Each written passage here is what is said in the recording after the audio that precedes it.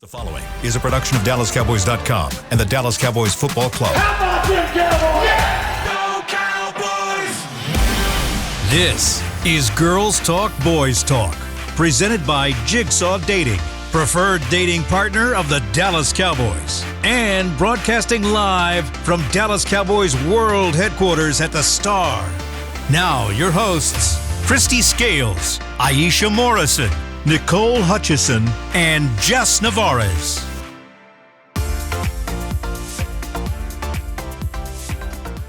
Welcome in to Girls Talk, Boys Talk, presented by Jigsaw, the preferred dating partner of the Dallas Cowboys. In the SWBC studio, I'm Nicole Hutchison alongside Aisha Morrison, Jess Navarez, and Miss Christy Scales. It's Victory Monday, ladies. Woo, Let's go. Whoop, whoop. Victory. I need a whoop, whoop. Monday. Can I get a whoop, whoop? We need a woo woo from this side of the Can we get table. one more? It's a short week And for this everyone. side of the table too. Christy, you didn't woo There we woo go. either. Yeah, definitely I got you. deserve it. I got Thank you, you, Queen. Jess. I will Thank always you. whoop whoop for you. Right? No. Oh. I get it. I'm trying to go down an octave. I was trying to do it like an octave lower. What, okay. 23-point win was not enough? Right? Come on, Aisha. So you're gonna go low. Woo, woo. Y'all. Yeah. My grandma says whoop whoop. She likes saying that. Really? When something's going good, yeah. Well, there you go. She scorned me, but I know we got to start. But my family literally like scorned me the other night because I said the other week I was like, I don't know no Dolly Parton songs. I don't. Really I mean, I don't either. my so I it's was okay. when It's I say okay. I was like, they was getting on me. I was Good. like, I love that. my brother was like, I think it's gonna be a great show. I said, well, dang. Like, so I wanted to apologize to any Dolly fans out there. My family got me right, put me on. I am now Working from aware 9 to of 5? Dolly's greatness. Working from 9 to 5. It was quite a few songs. My family's I was musical, still so they always started love singing and harmonizing. You know more than you think you know. That's what they Because told it's me. part of Yeah. American That's culture. what they told me. It was Really? like, how do you not know any Dolly songs? I don't. You would. You'll We'll play know. you some Really? after the podcast. I'll get We'll her you- right. Okay. Love As my that. family got me right. Love Got you. that. Got you. Whoop whoop. All right, well, Victory That was Monday. better. No, that was much was an better. alto whoop whoop. I'm so proud of you. Oh. Okay. No, ladies, all smiles on Sunday. Whew. It's a short week, but all smiles on Sunday for a win for the Cowboys, 33-10, the final. But also smiles because Jimmy Johnson is now going to be inducted into the Cowboys Ring of Honor December 30th. I know, Christy, you were there, of course, for the Silence of Yes. First. Wait, I got to be around Nate Newton yesterday, who actually played under Jimmy Johnson, and he was so happy for his coach. He was like, Jimmy Johnson really made me the player and the person, the man that I am today. So he was big old smile from him.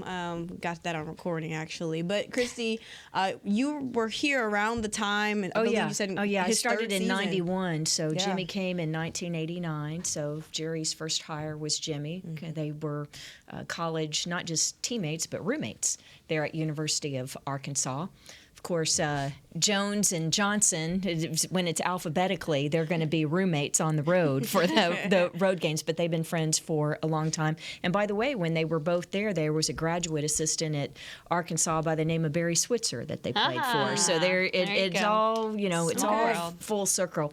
But yeah, it was great because yesterday, Jimmy Johnson, instead of being on the Fox set there in LA next to SoFi Stadium, he was at Bank of America Stadium on the sideline. And so he and Jerry were yucking it up on the sideline for about 45 minutes or so. So we knew that the announcement was going to be made 15 minutes before kickoff. And of course, I interviewed Jerry 30 minutes before kickoff on the Dallas Cowboys radio network on the owner's box. And so Jerry's there, and I know I'm going to interview them both, but it's Fox's announcement to make 15 minutes before kickoff.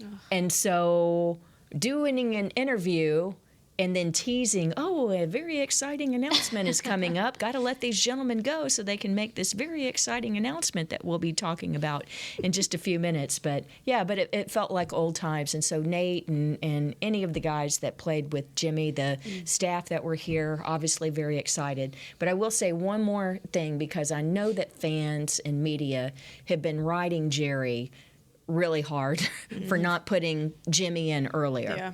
Okay. For a couple of years ago, Jimmy said, Jerry said, yeah, I plan to put Jimmy in, but then things kind of fell by the wayside. Part of it was scheduling, maybe some ego involved. But ladies, when you walk into the Star in Frisco and you're in the atrium, there's the beautiful light work overhead, Leo Villarreal's beautiful twinkling lights. But when you look in the floor, what do you see? When you look in the floor of the atrium, there are different quotes and different names. What's about those names? What's special about the names that are in the floor of the atrium of the Star in Frisco? You know what? I never looked at the floor. feel like I I'm don't so- look really? down. I I feel like don't you look do. down. I do know. No. I don't look down. I do when I'm- know that there's a Jimmy Johnson quote on the floor and that there's a Jason Witten quote on the floor as well. I know that for sure. There are a few quotes in there. I don't know what that they is mean, the but way they're we there. honor our Ring of Honor members. So Oh. if you're in the Ring of Wait, Honor, am I your crazy? name is in the floor. But if you pay attention, like Jess has, for the past couple years, in fact, the media has to walk over this nameplate in the floor to get to the press conference room. Jimmy's name has been in the floor for over 2 years, guys. Okay, And Jason there's a Witten, little I'm just hint. saying. Well, Jason Witten is a quote, not a not a plate. It's a quote with his name. Yeah. So this is something that has been was going to happen earlier. It just kind of got delayed. So yeah, the clue was right under your nose and your toes the whole time. I need to pay more attention to my surroundings because I just never looked down. And you just got. Well, that's you also just true. got. I just got. So you're just distracted But by still. Volume Frisco, the beautiful light. Yeah, work. no, it's Well, beautiful. no, I know. It is I look pretty. up. I do look up all the time, and I'm like, whoa, these lights are so pretty. Yeah. No, but were the players? What were some of the reactions? I don't think from a lot of the players Did- knew, right? Yeah. No, it was purposefully kept a secret yesterday. And then, of course, when Jimmy walks out on the field about an hour before kickoff with Jerry, and everybody, Fox is showing it, people are tweeting it, and, we're having to be coy and say, hey, an announcement's coming up. Certainly, most people have figured it out by that point.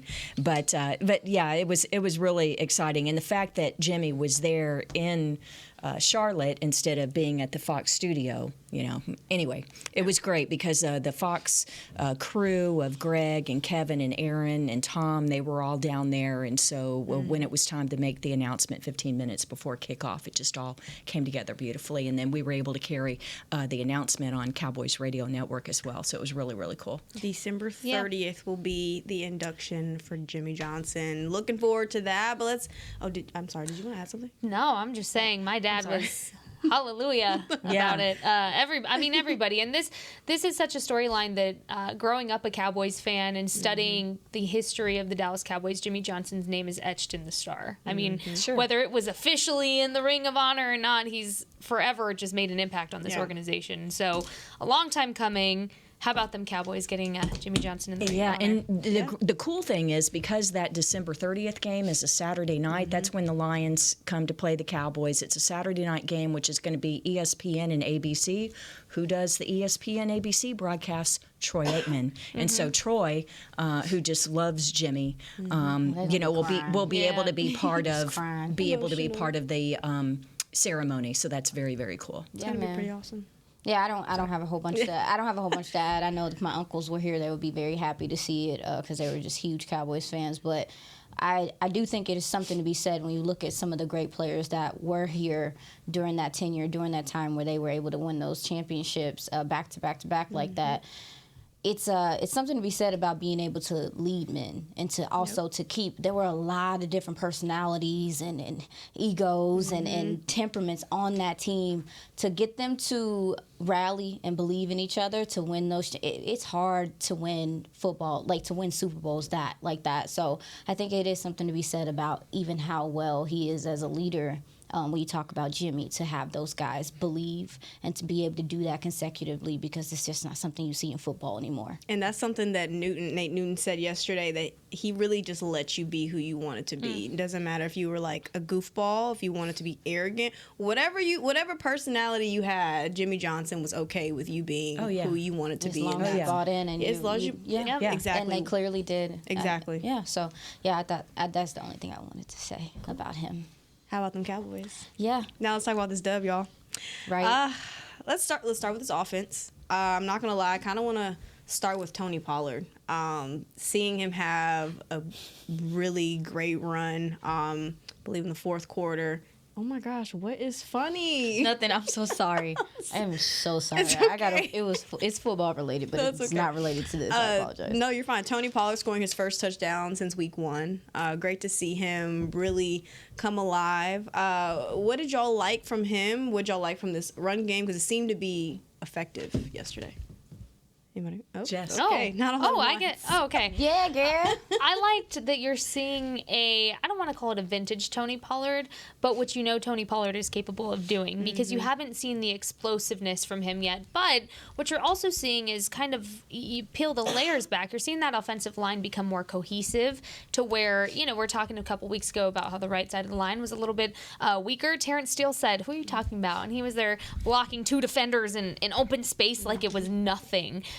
So what you're seeing is a trickle-down effect of, not just what Tony Pollard's been capable of doing this entire time, but you're seeing everything gel together. The cohesion in that offensive line unit, you're starting 5 really gelling together. And so I think the run game obviously isn't possible without that. And so I think you're just seeing that continuity continuing to build with all of those guys. Somebody specifically that comes to mind that I think doesn't get enough credit in what he does and contributes to the run game is Tyler Biotish. And how He had a great game. how much he just really has honed in on being this the silent leader. And I say silent leader because he's not a very outgoing guy unless you go talk to him. But he's so bought into what this team is and what he wants to do for this team. So to be able to see him blocking, to be able to see him just continuously communicate at a very high level, just trickles down through the line. But I'm really proud of Tony Pollard, going back to that, to be able to be explosive and get in the end zone, because that's a confidence boost. We talk about one big play is needed to continue to project you on.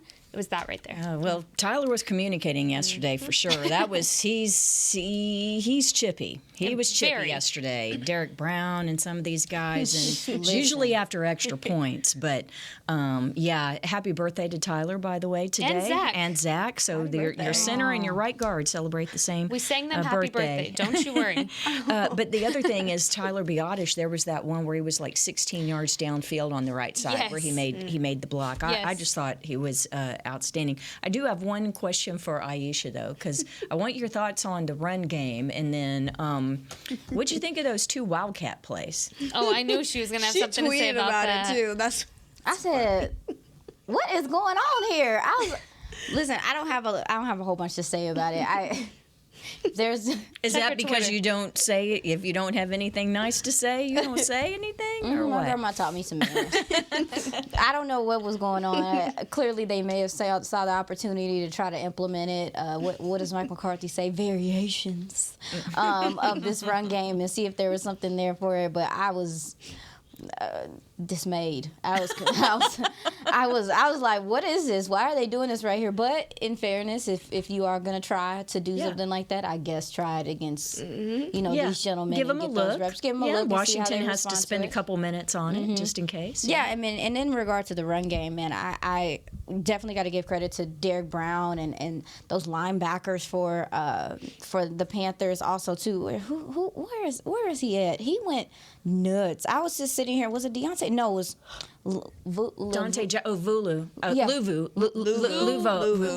He's the linebacker. He's very good. Luvo. I mean, it doesn't matter. Troy Hill, the cornerback. He used him, and he was in the box. He got beat by CD on the touchdown pass, but otherwise Hill had a really solid game. Yeah, but he was really helpful in the run game. I thought that initially this Panthers defensive line did give the Cowboys some trouble up front. Yeah. And it wasn't until about the second half that, and I got to go back and look because I'm starting to think the Cowboys are just a better second half team. That sometimes can be beneficial, sometimes it cannot. I definitely want to see them get off to faster starts. But when you talk about the run, them using the run game, Jess mentioned the cohesiveness. You can definitely see the communications getting better, especially given that they were on a silent count some of the times during the game. Did you clock how many times it was? Actually, Carolina spent the whole game in silent count, but just a couple of times the Cowboys did have to use it. Yeah, but on the road, have it communicate in that environment, and then also too, I think they're starting to see Tony Pollard mentioned in his presser this week.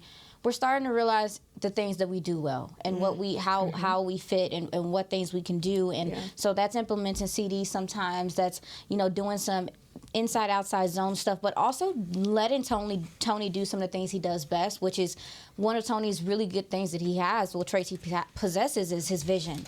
So when you do the inside outside zone things, it allows him to kind of see what he wants. He's a little bit of a patient runner too, so that allows him to see these things open up, and he can use that burst. They also bounced it to the outside and stuff. So run game, it wasn't perfect. There's still things to work on, especially too because I didn't think this defensive line was going to give him that many fits. I mean, I even saw Zach Martin struggle in spots, and that's crazy.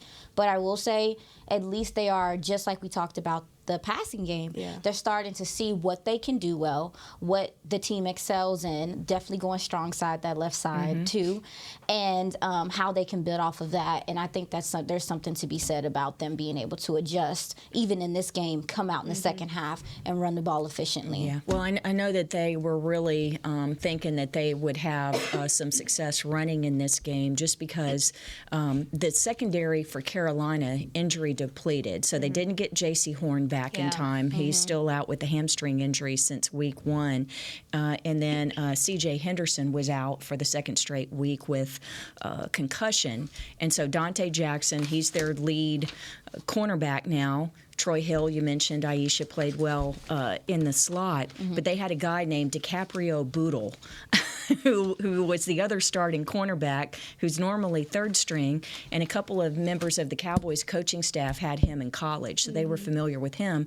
But going into the game, they were thinking that because the defensive staff for the Panthers would probably have to help Boodle in coverage, maybe roll a safety over, maybe play a little more shell defense, that would mean less in the box, that would be more opportunity in the run game. That's good info. Yeah, Christine. so that's so they really felt like this would be the game where they could really emphasize the running attack. But to your point, you were right that line held up very well for a good part of the game. They really did. So hats off to the Panthers. Thank you for that, because I was wondering. Yeah, they just well, if you think about it, it's like, well, why?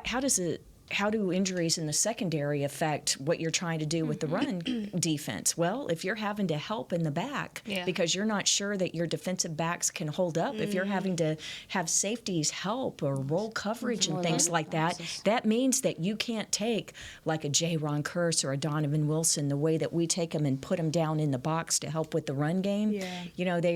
Teams aren't able to do that as much, just because they're having to fear what the Cowboys can do with the big plays in the passing game. And also just the versatility in players isn't something that's as common as we'd like to think it is. When you talk about it all the time here in Dallas, it's very common to say, like, oh, well, you can bump him up to linebacker from safety. That's not something you typically see across the league. It's becoming more common, but we talk about it so often here, I think we forget on the other side of the ball, that's not something that's very typical from an opponent. Yeah.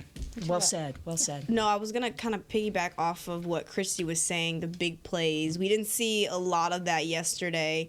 And I'm not saying there's anything wrong with that, because McCarthy said that it just every game is different, right? What is there a concern, if any at all, about this offense? Because you're coming off of a game of so much dominance, right? CD, 3 straight games with 150 plus receiving yards. Brandon Cooks, 173, I believe. 173 the previous week. Yeah, the previous week. I mean, when you're seeing a game like that, and then you come in and your receivers are held to almost under 50 yards this game, is there a concern, again, at all, when it's not as explosive, not so many big plays? Is there? I didn't feel concerned, especially too. I mean, there is something to be said about what this week looks like for this team, and I mean, there's some things that I just think don't have to be said, but it's why. It sounds like that, but it's like, why, go crazy in this game? But also, too, just like the Cowboys, well, just like other teams, I think the Cowboys saw the favorable matchup on the ground, like you said. And so they decided to try to, implement their run game. But I will say, and I was surprised a little bit with how that secondary was able to stick with these Cowboys receivers early. But that also, too, it kind of feeds into. There was some unexpected stuff. They threw some disguises in there. They ran did. some man/zone. I think they showed them some looks maybe they weren't expecting. And they just, they were able to overcome it. They were able to figure things out. I mean, but they definitely changed up a little bit after Schoonmaker had that TV up the seams. But yeah, I think they showed. We talk about unscouted looks. Yeah. Mike McCarthy's brought that up how many times about some stuff is not what they've seen on film. They threw some different things out there as defensively, and they had to adjust to it as the game went on. But they didn't. They did enough. Yeah, and they did enough, y'all. They kept Dak clean. There was not a sack. go. So For the second week in a row. Carolina surrenders 7 sacks. Boy, you want to see an offensive line that's boy, were they poor up the middle. Oh my goodness, that was tough to watch. We seen it though. And Bryce Young. Oh my gosh, I feel so guys. bad for He's him. so much smaller in person to look at him than he is on TV. It's like Isn't he like 5'10"? They list him at 5'10", 204. I say standing on a speed bump with rocks in his pockets. There's no way that guy is 5'10", 204. Christy. So he's Standing on a speed bump? He's slight. rocks It's in not his pocket. with rocks in his I pocket. ain't never heard that before. Well, I just made it up. So.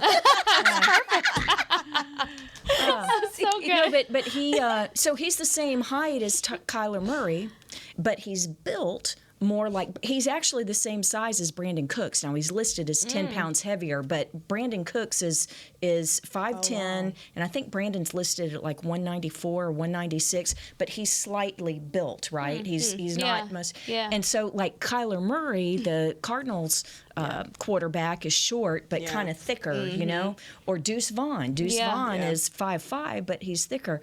But Bryce Young, man, he can move. Accuracy, good touch. He's going to be such a good player. He really can be.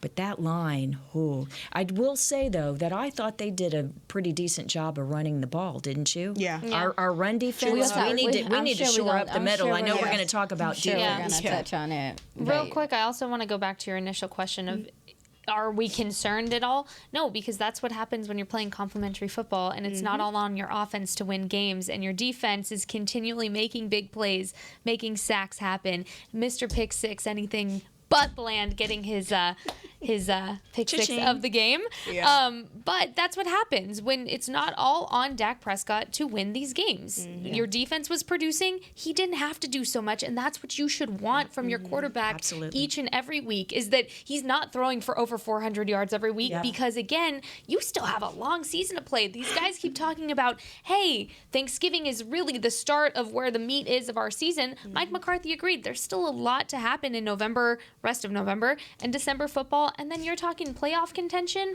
You don't want Dak to be passing that much consecutively for the next 7 weeks. That's crazy. Great that he can do it. Shouldn't always be on his shoulders to have to. Yeah. 10 games down, 7 more to go on this schedule. Oh my God. We're going to take our first break. You're watching Girls Talk, Boys Talk, presented by Jigsaw, the preferred dating partner of the Dallas Cowboys. We'll be right back. We know that juicy, cheesy, grilled to perfection burger sounds amazing, but it does sound like something is missing. Pepsi, baby! The yin to this burger's yang. Burgers and Pepsi go together like burgers and Pepsi. This perfect blending of flavors makes every bite of lettuce, every sesame seed on the bun, and every sip of that crisp, refreshing, ice-cold cola a journey to Foodtopia. Burgers, better with Pepsi. That's what I like.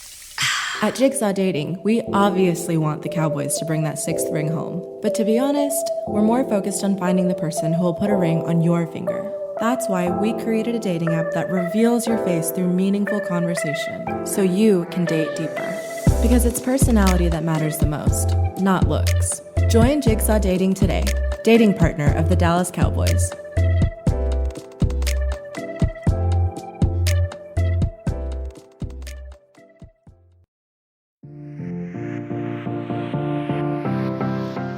This one's for you. Salvation Army's 27th annual Red Kettle Kickoff returns to AT&T Stadium this Thanksgiving.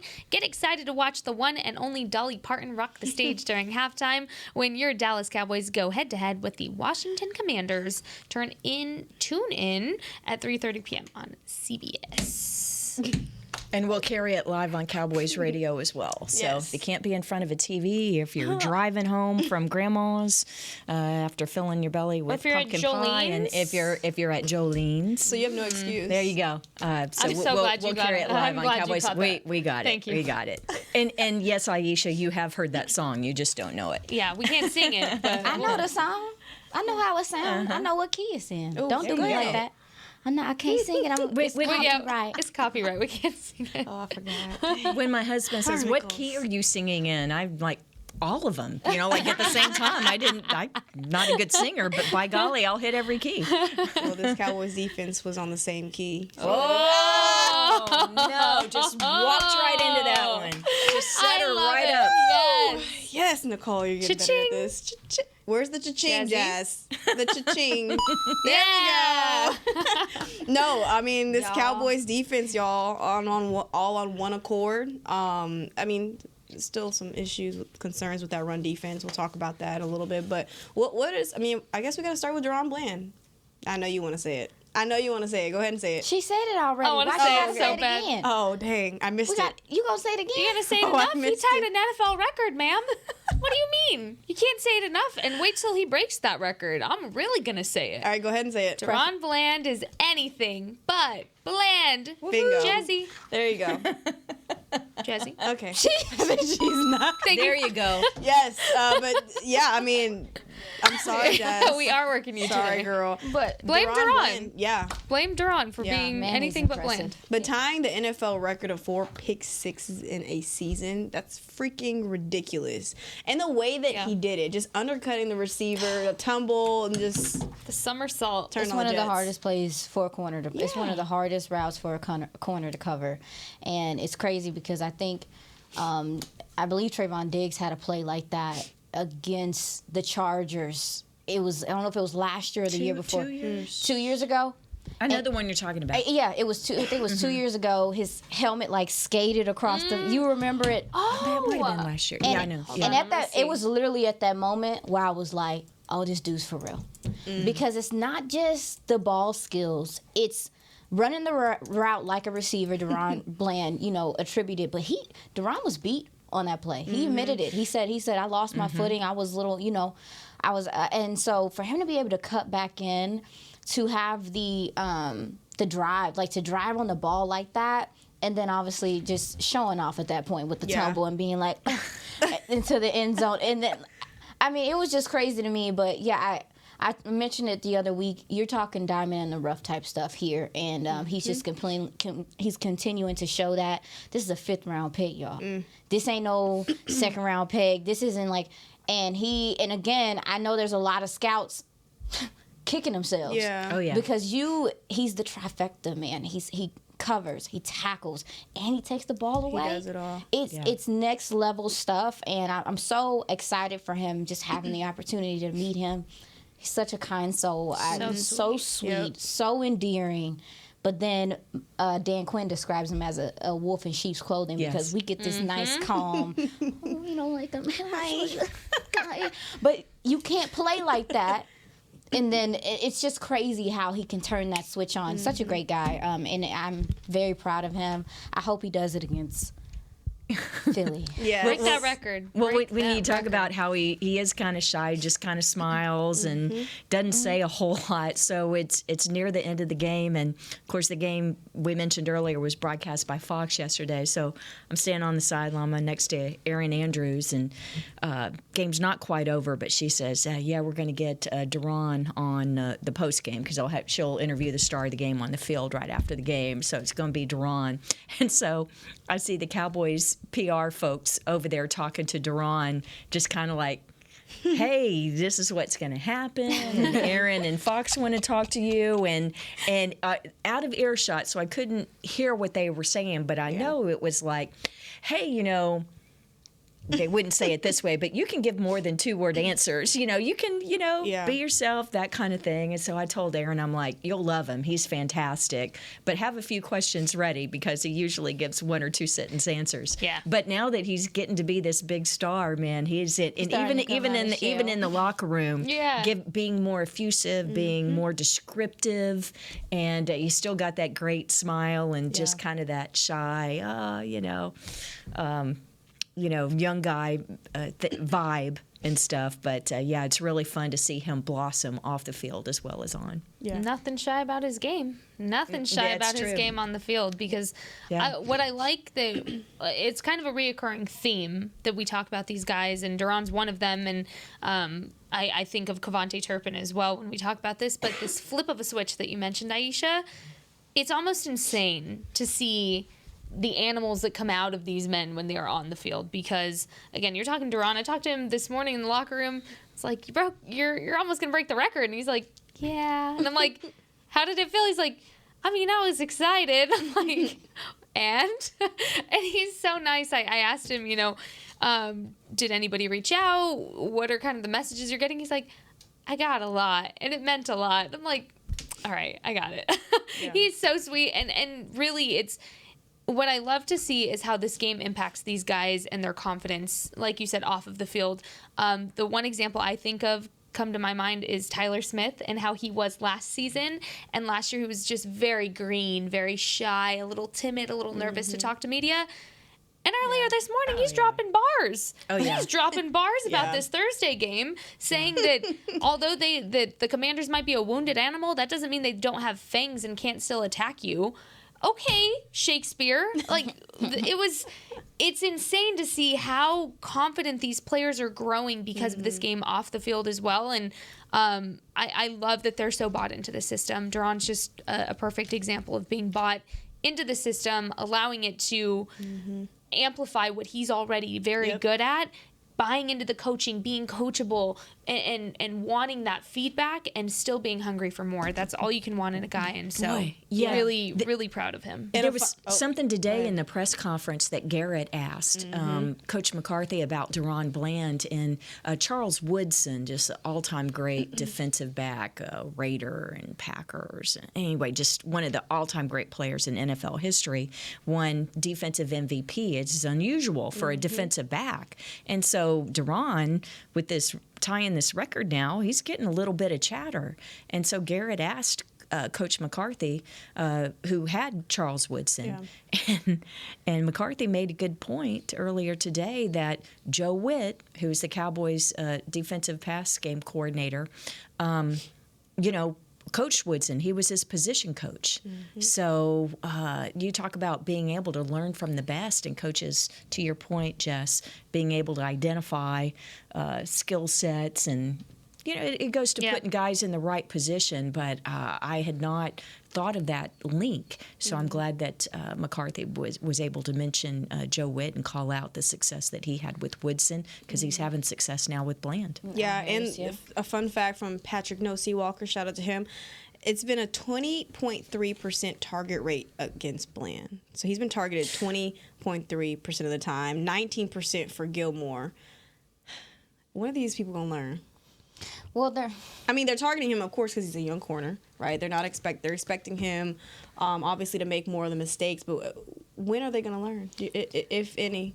Really, what else can they do? It's pick your poison, right? I don't know. I think that's why. But then I think that's also why you're seeing teams try to. Not only is it easier to find favorable, it's becoming a trend to find favorable matchups in the slot now. That's why teams are attacking Jordan Lewis, right? Because they're like, baby, if I got to pick. Why would I go at either one of these gentlemen? They're going to try to attack your nickel, and that's why, you see his number being called. I see him rising to the occasion and making plays when he can. If I'm not mistaken, this is his second forced fumble this year. Yeah. Yeah, so he's still making plays in the passing game, but you know who don't get no love? Man, Malik Hooker has been good. Yeah. You know how I know he's been good? Have you mentioned his name? Nope. Have you mentioned his name? I haven't heard really that many people mention it, but that also lets you know the secondary is playing together. And just when we thought, like, I know a lot of people were confident that DaRon Bland was going to be able to play well, but it doesn't feel like they're missing a beat, really. Like, it seems like they're still, we talk about next man up and stuff like that, and for this gentleman to come in and man that spot, to play that spot, not only to come from nickel to playing outside again, but to play to the level of a Trayvon Diggs, where the threat of the ball being taken away is the same. That's just not how football goes, man. It doesn't go like this. So it's really a moment, and I'm enjoying being able to watch it and kind of watch him grow too. So, but this secondary is starting to play together as well. And the important thing is it's not just the picks, it's not just the interceptions, it's being a complete corner. So these numbers are going to improve. Okay, this is going into the game. DaRon Bland was number 1 among all NFL cornerbacks that have been targeted 25 or more times. So any guy who's playing regularly, he's number 1 with the opponent passer rating. So if you're going to target DaRon Bland, your average passer rating is going to be 32.8. Yeah, that's pitiful, people. I mean, that's pitiful. So he's going into yesterday's game at Carolina. He had been targeted 43 times, 21 receptions for opponents, but 5 picks. So 32.8 rating. That is almost 10 points lower, which is better in this case. 10 points better almost than the next highest cornerback, which is Paulson Adebo from the Saints. So that the numbers are just off the chart. So for a cornerback to have that passer rating low, it's like golf. You want to have the low score because it means that you're limiting the effectiveness of the quarterback and receiver. Yeah, and you kind of touched about when we were talking about Bryce Young, Aisha, and how you go where you can develop as a young guy. It matters. And Al Harris has a knack for developing guys. And so I want to make sure that, we shout out him for doing such a great job with, Trayvon, even though we, of course, won't get him until next year. But DaRon Bland and all those other guys who have really kind of stepped up in that group. But what is an area, I believe, let's just switch gears to that run defense. I think there's still some shoring up they can do as far as, Osa and Jonathan Hankins on that line. Is there any improvements that you feel like they should make? No. It's gonna no. Finish your question. No. Do you feel like there's any improvements that they can make? So I'm gonna say, clearly we saw, and this is, listen, I've been fussing about this for the last 3 weeks now, and that's literally why I asked Dan Quinn this last week. So I wanted to ask him. I asked him about, that's every third quarter. Sometimes it's the first quarter. Sometimes it's the first play, first drive, where this defense cannot get off the field. The gap integrity is terrible. The guys are getting kind of pinned inside. Your DTs are getting turned, and it just seems like they're not locked in those moments. And so that's why I asked Dan Quinn, is this temperament? Or is this, them adjusting to, or you having to adjust to whatever these fronts or different fronts you've been showing? And he mostly said it was temperament. And for me, I'm not saying, because I've seen this team play sound defense this year. I've seen them play sound run defense against some of the better teams. I mean, Philly didn't run all over you. They didn't. It's true. Yeah. You know what I'm saying? So I've seen them be able to play sound in integrity-filled football. I need them to lock in coming out the third quarter and coming out if they're on the first drive. Because the rest of the game, if I'm not mistaken, I'll look it up. I'll bring it in. The Cowboys' defense in the fourth quarter is one of the best in the league. That's why it's a lot of the reason why the offense is off the field like it is, because they're able to get turnovers really quick, and the offense takes advantage of it. But in the fourth quarter, this defense comes to play. Second quarter, this defense comes to play. I need them to be. And Dan Quinn said this. He said this. He said, I'm trying to get them to be like that from start to finish. And so for me, there's not a whole bunch of improvements. It's schematically. Now there are some lineups, and maybe Dan Quinn can get some bigger guys out there, whatever. But I'm just saying, it is mostly discipline to me. I don't know how you feel, Christy, but for me, it's mostly discipline. It's guys shooting up the field. You can tell they're looking for sacks or whatever the case may be. Not sure tackling, and it's been bothering me because I think when you start getting these close games, that one drive is huge. Yeah. In these games, these blowouts, it's no huge deal. It's like, okay, we can still, offense responds, whatever. But when you're in a playoff game, Yeah. and people tight, Yeah. those drives are huge. And so I'm just, there's some maturity that I'm looking for from this team, especially on the defensive side when it comes to run defense. Well, I would just say that the run defense on display at Carolina is not going to get you through the rest of the season. Absolutely. And with that question mark of an offensive line that Carolina puts out there, I did not expect them to have the success running the ball that they did. And so, Mozzie has been under the microscope this season as the first-round pick and thought he had played a little bit better, but not sure that he had a super great game yesterday. Have to go back and look at that more. But yeah, and Miles Sanders has had such a really down year, after they paid all that money to bring him to Carolina, and yet there he is into the Cowboys secondary.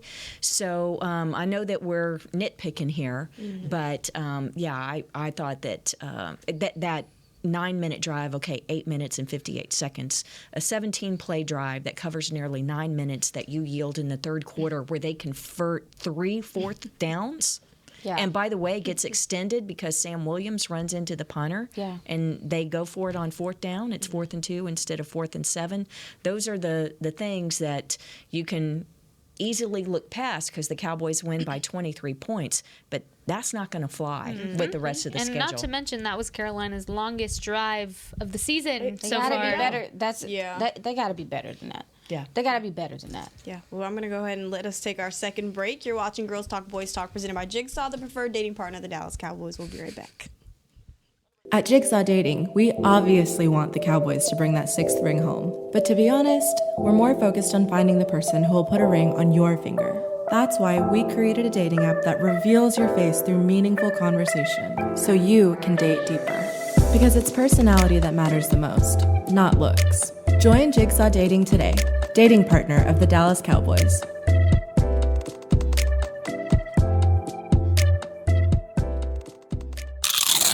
You know that sound anywhere. It's the crisp crunch of that first nacho chip. With its perfect cheese to sour cream ratio sitting atop a layer of delicious beans, it's a sip away from perfection.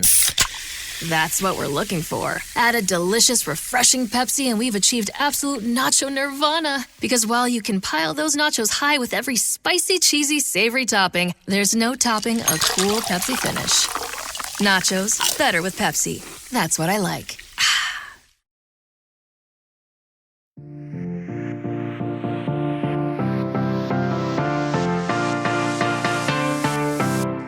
'Tis the season for youth, football, and dance camps presented by Invisalign. Don't miss your chance to learn from the Dallas Cowboys cheerleaders and former NFL players at AT&T Stadium on December 22nd and 23rd. Celebrate the holidays with the Cowboys. Register today at dallascowboys.com/camp.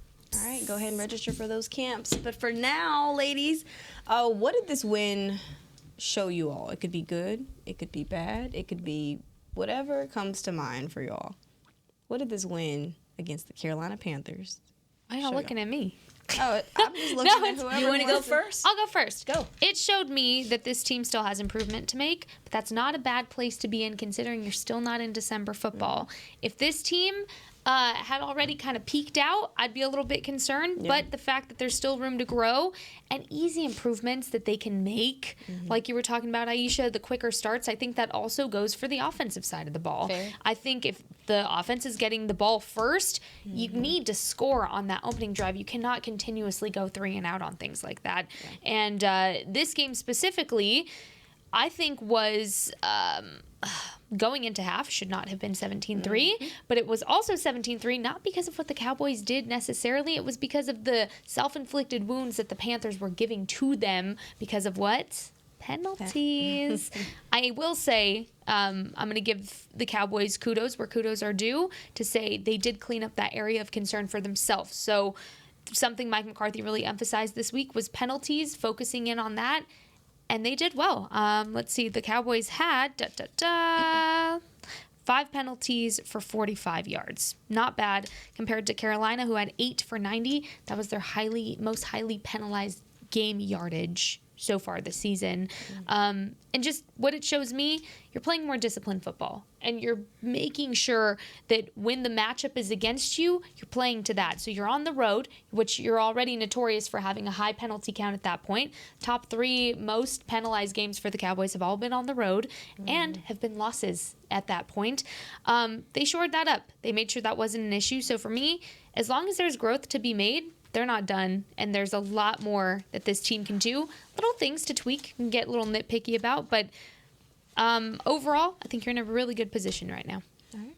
I think it doesn't matter if you're the 7-3 Cowboys or the 1-9 Panthers. If you shoot yourself in the foot with penalties and with turnovers, you're making life hard for yourself. And I think Jess hit the nail on the head saying that Carolina killed themselves with penalties, and certainly the interception returned by DaRon Bland was one of the great plays of the game. The game was over after that, and it came right on the heels of Tony Pollard's really excellent, hard up the middle touchdown run. So the Cowboys did what they had to do. They took care of business. They didn't have a lot of self-inflicted wounds. They protected Dak, and they harassed Bryce Young and ended with 7 sacks. So, short week, now on to the next one. Took care of business. I think that this is the last, this Thursday is really the last little, sugarcoat game where you can, you're taking on teams that aren't necessarily presenting much of a challenge. Again, and I hate to say it's Washington on Thanksgiving, and weird things happen against Washington on Thanksgiving. Weird things happen, but I'm saying this is like the last little Should win. On the schedule where you have the ability to tidy up those little details that you need to tidy up before you get Seattle and you get Philly up in here in AT&T Stadium. So it's about to get real, and I think that what we're seeing the past couple of weeks though is like the improvements, right? You're seeing it's just time for everything to come together, and hopefully it can against Washington first, then Seattle, and then the Eagles. Dun, dun, dun, dun. And then everyone, Yeah, it's a good football team. Yeah. You got a good football team, and as cliche as it is, the only way they lose to me is if they beat themselves, because they have the pieces. They're showing you in spots what they can do defensively, offensively, special teams, all the way around. Head coach seems like he has head coach / OC. OC seems like he got the reins. It feels like he and the quarterback are on the same page. Listen, you got the pieces. You're figuring things out at the right time. Let's go on a run. And what's his name say? Stephon Gilmore says, time to turn it up a notch, right? So whether that's discipline, whether that's the maturity, whether it's the decision making, whether it's intensity to start games, it's time to turn it up a notch. So it's a good football team. All right, time to turn it up a notch. Y'all are watching. Well, that's a wrap. Turn it up a notch and turn us down a notch. Yeah, I was a little slow out of on here. that one. It's okay. I know what you meant. We're Gotcha, here. sis. We're here. Girl, you're watching Girls Talk, Boys Talk. We'll see you next week. Presented by Jigsaw, the preferred dating partner of the Dallas Cowboys. See you tomorrow. See you tomorrow. Dang. Sorry. Wow, I'm sorry. My days are... Come on now. Y'all got to cut me some slack. Okay, my days girl. are running a little... This is Short week. Nicole's first Thanksgiving week with the Cowboys, you go. and you literally don't know what day it is. I mean, literally, that's just part of the Cowboys Thanksgiving Thank week. you. We're It's a all like tradition. that. My days. We have We no idea what day on it is. holiday traditions. Today's really like a Friday. Today is Today's like a Wednesday. Wednesday. Today is but it's a Wednesday, Monday. even though it's Monday. Yeah. All right. We'll see y'all tomorrow. This has been a production of DallasCowboys.com and the Dallas Cowboys Football Club. How about this, Cowboys? Yeah!